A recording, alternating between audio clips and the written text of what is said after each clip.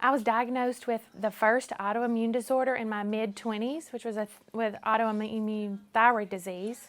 And after that, the diagnoses just kept coming.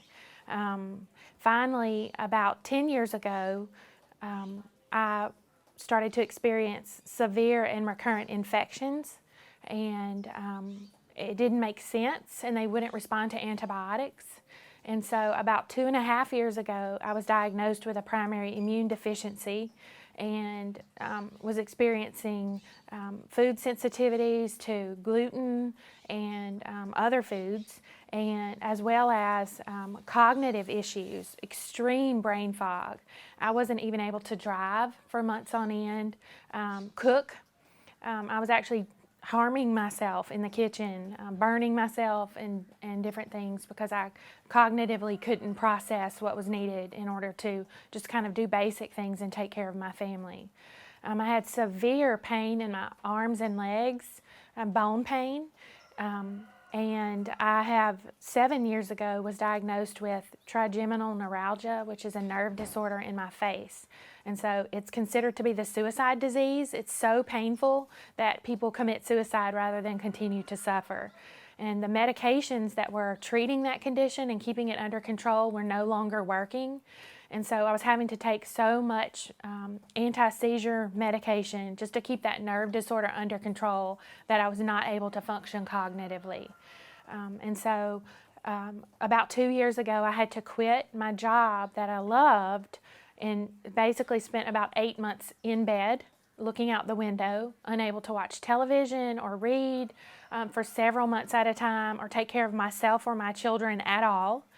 And after a lot of rest and extreme amounts of medication and hundreds and hundreds of doctor visits and hospitalizations, I was able to semi-function for about the last year. But things have, over the last several months, have started to take a turn again since the last 6 or 7 months. I've really began to decline back into that position where I couldn't drive, take care of myself. And last fall, I was hospitalized again and really began to question my ability to just function in the world, and also felt like a huge burden to my family and wondered if it was even worth the burden. So I was diagnosed 2.5 years ago by a clinical immunologist and began to take infusions of the blood product. I also saw rheumatologists and neurologists. Obviously, I had a highly skilled internal med doctor as my primary care, and I saw him almost every other week, sometimes more frequently. I used a chiropractor several times a week to work on adhesions in the fascia that he felt were causing me pain. I saw a naturopath for acupuncture, read every book I could get my hands on, did thousands and thousands of hours of research, talked to hundreds of people, and a few weeks ago saw another clinical immunologist who practices at the Mayo Clinic to confirm my diagnoses and make sure I was getting the right treatments. And he basically said this was a lifelong condition and that I could not expect much improvement, if any, and that it was progressive, and so the decline would continue. And that was something I needed to define as my new normal. So rock bottom for me really looked like I could not tolerate the noise in my home with my children and my family, and so I needed to go away. And so I went to a friend's home and required around-the-clock treatment, and I was really entertaining suicidal thoughts because I could not live in that kind of pain and that kind of agony anymore. It wasn't worth it. And so I stayed over a week away from my family, understanding the pain this was causing to my young children, but I could not face them. I couldn't see the looks on their faces and the pain it caused them to see their mom this way. A medical doctor, a friend of mine, who was my boss at one time. I've worked nationally in the area of children's advocacy and mental health and juvenile justice reform, been really successful in that field for 20 years. And I just texted her out of the blue because I knew that she had some sort of chemical problem.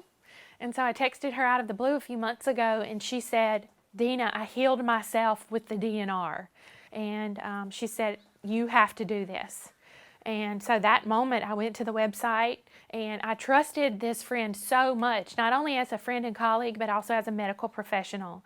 And I thought, well, if it worked for her, then, I mean, why not? It's my last resort. It's my last hope to have any kind of normalcy and have any kind of an opportunity to take care of my children and reclaim my life and be productive in my work, which is my passion. And I've always really focused on my work as a coping mechanism. And so when it got to the point that I couldn't even work, I knew that I was at my rock bottom and my end. And so I went on the website and had the interview with Candy, and I still had an element of disbelief when I arrived at the program. And I was really nervous, unable to travel alone, required the assistance of a friend to get me here. And definitely, without a doubt, the best thing I've ever done for myself in 41 years was coming to this program. Being a research-based person, I really enjoyed all of the videos with the science behind the method. But stepping away from that kind of analytical approach that I tend to take, and just immersing myself into the method, I began to experience immediately this kind of release from the anxiety that comes with just living with chronic illness and not being able to predict day to day what you're going to feel like. I began to feel control for the first time in many years about my own ability to affect my outcome of my life. The first day, I did not even take my afternoon pain medication, anti-inflammatory, because I never thought about it. And that never happens. I mean, I take that thing 3 times a day like clockwork. And so the next morning, on the second day, I noticed that my digestion had improved. And I have to worry about that constantly. And I wasn't even thinking about it. My energy was good. I felt happy and hopeful for the first time. And then by the third day, the reduction in pain in my arms and legs that I couldn't even carry my own backpack because of the pain in my arms. I couldn't unload groceries. I was disabled. Walking through the grocery store was an impossibility most days. And so I was able to spend quality time after the program. So we've participated all day in the program with intensity, and then after the program, go out and enjoy the evening and take almost a 2-mile walk, and then do my practice and have the cognitive ability to do all of that. So I started to believe that I am getting back to the 25-year-old enthusiastic person that I was 16 years ago before all of this started.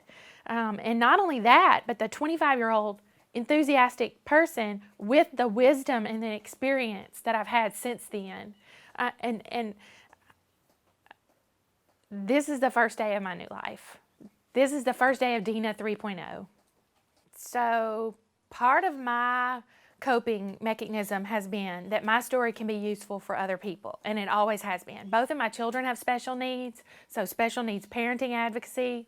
I understand the power of helping other people through your own experience, and that's exactly what I plan to do. So I already have a list of people in my mind that I want to speak to about this, and I would tell them, get Annie's book, listen to my experience and the experience of others on the website, go to the website and do this for yourself. Either go to the program in person, which is absolutely the best thing you can do, and if that's not possible, get the DVDs. This is without a doubt the most powerful thing that a person can do to reset this faulty wiring and have freedom from pain and exhaustion and anxiety, and a new freedom in a new life.